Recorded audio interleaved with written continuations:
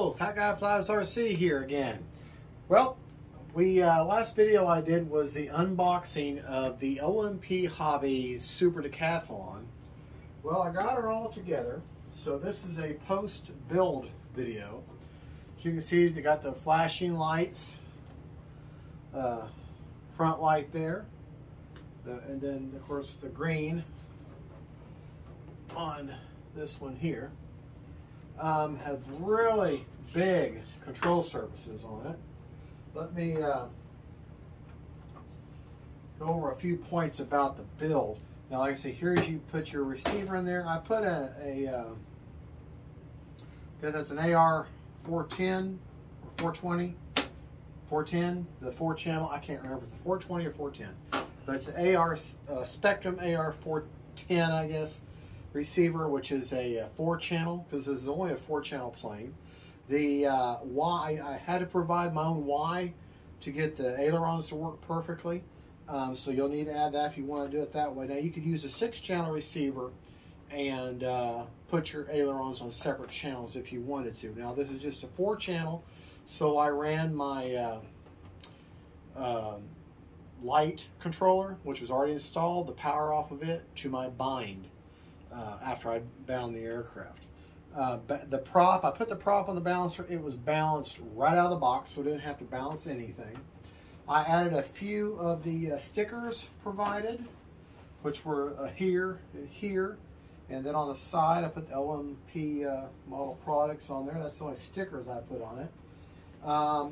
The build was actually quite easy. It was just as easy as the Bighorn. The only thing that was really is negative about it for me was, and it's something you all have to look out for, is when you go to put on your horizontal stabilizer, test fit it, but be careful. Mine was so tight that the rudder section, not the rudder that you add, but the vertical part that's here, it started to break up a little bit trying to shove the horizontal stabilizer in. So I had to kind of hold it in place and wiggle this back. It's very tight, so just be slow, be careful. You may even want to take a little sanding block and then block and sand off just a little bit, just so this fits in a little bit tighter. Now, I went ahead and held it down and got it in there, and then I took thin CA. You can watch here, along here, and on the exact same thing on the other side, along here and along here. Allow that to soak in. Same thing.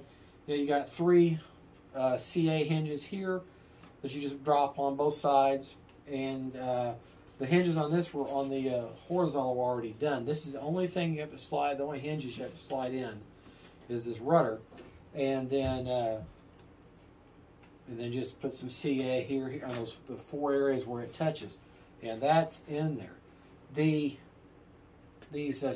wires, you get 4 of these wires. You got plenty of room, and you just slide them through. Let me see if I can get it closer on the camera here. You just there's little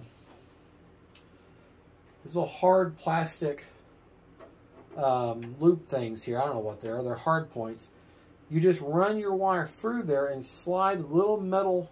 There's a little metal stopper that just slide up over the 2 pieces of wire, and then cinch it down, and then cut your wire off, and you've got plenty of excess wire. You get 4 separate wires, and then once you get them all on there, and you'll see, just run through the loop, slide your little fastener thing down, squeeze it, and then cut off your excess. The instructions explain it really well too. And there's 4 of those. I don't know how much structurally they add to it, but anyways, I hope y'all could see that on camera. I hope I wasn't out of view. But anyway, the wires are not hard. You get 4 of them. In terms of the struts, okay, Throttle cut is off, just so you know. You put the thicker one in towards the front and the thinner one first. You take the screws, all the screws for this plane are already screwed into it. So that way you won't lose them. You have to take them out and then put them back in. These just pop on. They just pressure on. They're no problem. Take your screws out. Kind of just take your fingers and bend these struts. You can bend with your finger just a little bit, maybe 15 degrees, and then put the screws back into them. You're going metal screws into a metal housing, and then just put in just tight but not complete, and then put the thicker one in first, right up here.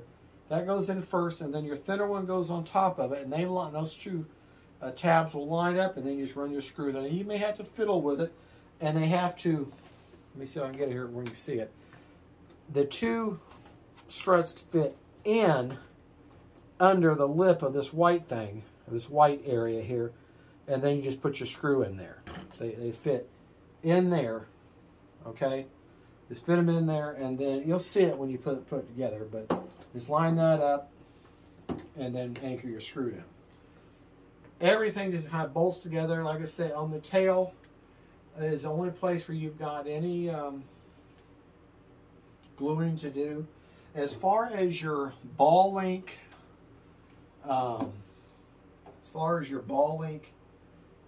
control rods, go ahead, take your servo tester, get all your servos in neutral, and then measure from aperture to aperture on those ball links. Measure them first and then adjust. I had to adjust some of mine after I'd already hooked them up, and I said, man, I wish I'd measured them before and they just popped right on. They're real simple ball links. They're not super tight.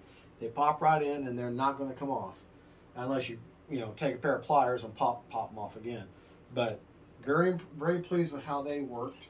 Let me, now I did something wrong. I got my battery in, but I don't have my transmitter on. So let me, I just did that so I could show you the power. But let me go ahead and turn my transmitter on.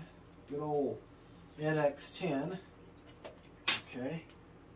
Which I'll tell you, folks, I love my DX9. I didn't think I could ever enjoy a transmitter more. The NX10, yeah, I love it. I want you to see, I'm going to turn them all away from you here, and I want you to see the controls. Look at how much control you have. I mean, plenty of control. And she got some power. Now, throttle cuts back off. I don't have any. I'll more than likely be doing a high rate and a low rate. And my high rate, of course, will be 100% throws over 30% expo. And then I'll probably do a mid, because I did the same thing with the Bighorn. And the mid will be 70 over 30, and then the low will be a 60 over 30, all the way around.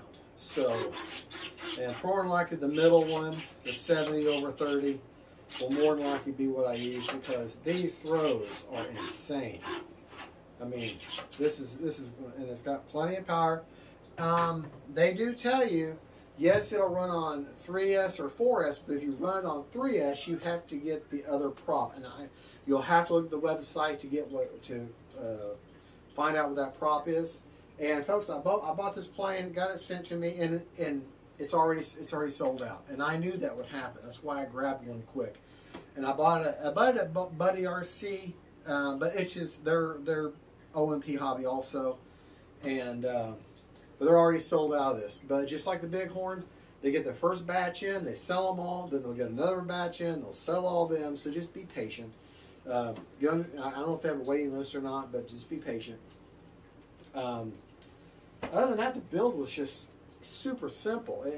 Other than you having to put the wire and the glue your horizontal on your rudder in, other than that, it went together just like an E-flat or FMS model with no surprises, no problems. You still have to, I mean, everything's trimmed. The prop was trimmed. I had to adjust the ball links a little bit just to make sure they went to everything trimmed, but it's looks great. And I just can't wait for weather and work to allow me to go out and fly this bad boy. So stay tuned. Don't forget to like and subscribe. I can't wait to bring the maiden of you to you for this and another plane and another Cirrus down there I'm going to fly. And just remember, faith, family, friends, and then our seaplanes. Talk to y'all later. I got to walk over here and turn the camera off. Bye.